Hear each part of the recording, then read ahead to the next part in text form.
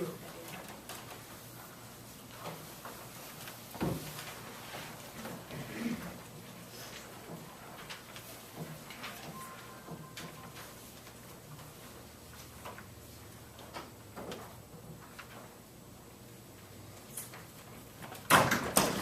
They're going to have a copy now, Copy of what? the finance committee. No, you want to pass it along to them.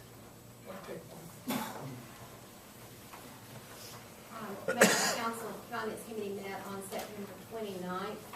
Present, Councilmember Gene Brooks, Councilmember Paula Bell, Larry Clark, Finance, Denise Robertson, Finance, and Administrator Tony Cox, and myself. First item on the agenda, what I did is I took the agenda and then you have bullet points underneath it, which are the report from the Finance Committee for the agenda. And I put the agenda and the information that was distributed that day in your box on Thursday, Mayor, and if you didn't pick it up on Thursday, it went out in your packet. And Mr. James, I gave you the same thing. Audit update, the auditors have begun the audit.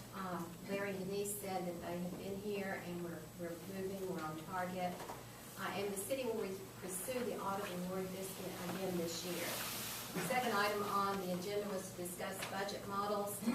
There are 4 basic budget models, program, line item, zero-based, and performance budget and budget for outcomes. At your request, Mayor, we looked extensively into zero-based budgeting. The Finance Committee, as requested, discussed zero-based budgeting as a budget model for the city. Council members and staff had a lengthy discussion on the main 4 budget models. And check marks are what we discussed, and then we have an action. I contacted the auditor because at the last meeting you said that the auditor had requested or suggested or maybe even directed that we do zero-based budgeting.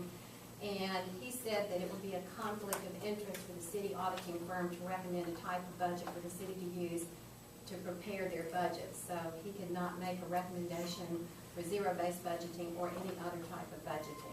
Okay, what happened at that meeting was we discussed types of budgets and which one was the best. He didn't suggest the city do it. He did say zero-based budget was more effective. You're exactly right, but at the last council meeting, when I told you we're going to have a finance committee meeting, you told me that the auditor had recommended, and so maybe it's miscommunication, okay? But that's why I went back into that, and I called the auditor, and he said there's nothing in the audit report. We reviewed information on budget models provided by MTAS, the finance consultant Ralph Cross, who's one of their main finance consultants. We were provided with comments on budget models from MTAS consultant Pat Hardy, reviewed information from ICMA on budget models, asked for staff input on the 4 budget models, and then discussed the budget model that would be the preferred budget model for the city. And the action of the Finance Committee was based upon information from MTAS consultants, printed material provided by MTAS and ICMA, comment from city auditor, and input from staff. The Finance Committee determined that the best budget model for the city going forward is a combination of the performance budget, budgeting for outcomes budget, and the line item model, which the staff will use in preparation for the next city budget. Number 3 was a review of city finances. Larry Clark provided handouts and reported that state and local tax collections were above budget, which is good news, and we're meeting all of our financial obligations. We discussed the process to handle delinquent taxes, decided to have the city attorney draft a letter to send to delinquent taxpayers to encourage payment before collections. Moved to the next step. The city will continue to work with the county on sale of property for taxes. I can't remember, it was Denise or Larry one who brought that idea to us. Was it Larry brought it to us? I think you did it in Elizabethton. Yes. And it had been very effective there to sort of get the taxpayers' attention. And then the city will also pursue the budget award again this year, and we are going to continue to work with the county to work on their sale of property for tax purposes. Number 4, the guidelines for council requests for printed copies of documents. We're going to review the current city policy concerning these requests, review state laws for Tennessee regarding access to vote records, and this is a continuing agenda item. We're going to schedule Tom Porter to attend the October Finance Committee meeting to discuss employee benefits, insurance, which Mr. Councilmember Brooks had brought to our attention that he would like to have more information on, and Mr. Porter has contacted him already, and that will be at our October 27th meeting at 9:30.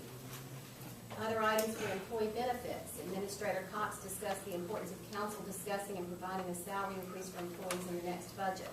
The action of the Finance Committee was that the Finance Committee gave Administrator Cox approval to tell the department heads for the next staff meeting that council will be seriously looking at employee benefits in a way to include a salary increase in the next budget. And Larry Clark, under other items, told us that the bids are going out for sanitation truck, and we approved that capital outlay note today, which will allow us to do that. And the council will vote on the capital outlay note, which we did earlier in the budget, and we set the next date for October 27th at 9:30. Do you have any questions? Productive meeting. Everyone is, as I sent the email out and had Debbie send it out to you, everyone is invited, always has been invited to the Finance Committee. I understand there are no municipalities in the state of Tennessee that do zero budget. That's right. That's what Mr. Cross said.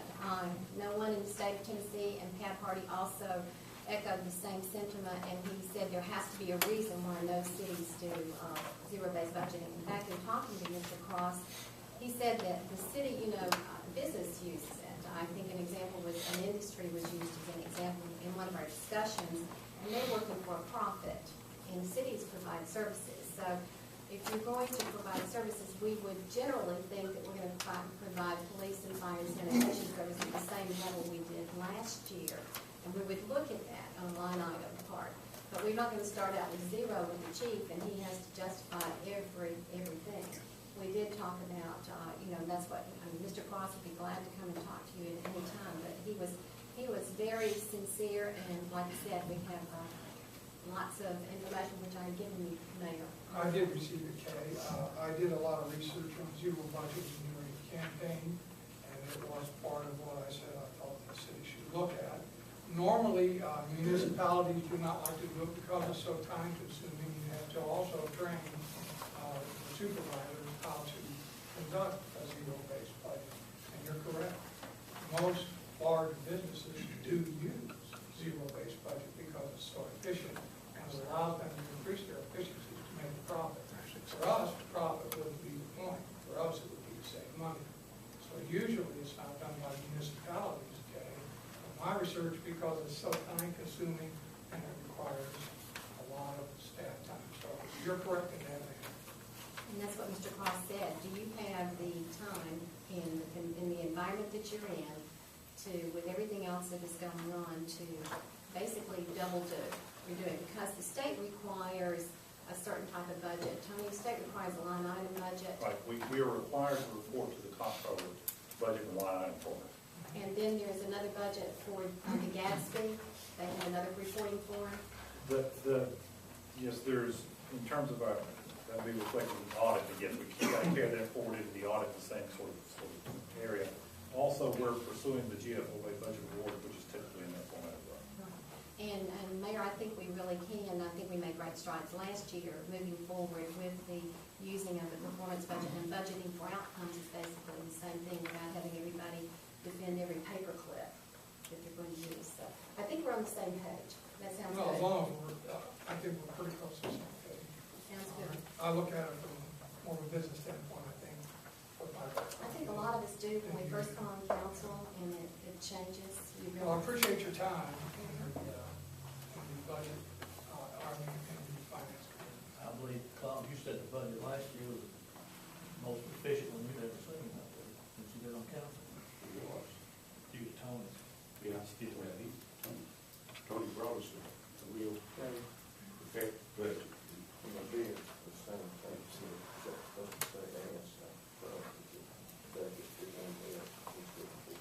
we need to ask, Tony, are we going for one truck or two trucks? 2 trucks. 2 trucks? Yes, please put an S after truck. I'm not an English major, okay? Just need a little clarification.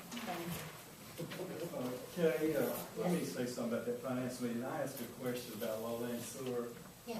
because Claude had asked a few weeks ago about the contract. And can I ask Dick where we're at on that? Sure. On the Lowland Sewer contract? You know, it changed from a loan to supposedly